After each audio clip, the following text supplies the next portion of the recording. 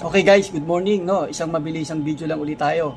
Sa mga nagbabalak na mag-apply dyan o nag-iisip na pumasok sa serbisyo, particularly sa military and uniform personnel, lalong-lalo na dito sa BJMP or Bureau of Jail Management and Penology. Dapat tanda kayo, ihanda ninyo ang tatlong ito. Ano tong mga to? Physical, emotional, at mental. Bakit physical? Siyempre, sa military and uniform personnel, madaling araw, tanghali at hapon, meron po tayong exercise. Bukod sa exercise, meron pa yung jogging. Minsan 5 rounds, minsan 7 rounds. Sa tanghali, ganun din, tatakbo bago kumain at sa hapon. Bakit mental? Kasi sa ating pagte-training, hindi lang puro takbo po ito. No? Meron tayong mga subjects na pag-aaralan in relation sa ating trabaho.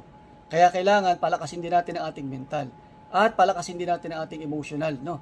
Maging matibay tayo kasi pagpasok natin sa training center, kung gano'n man tayo katagal doon, iiwan natin pansamantala ang ating pamilya. Lalayo tayo.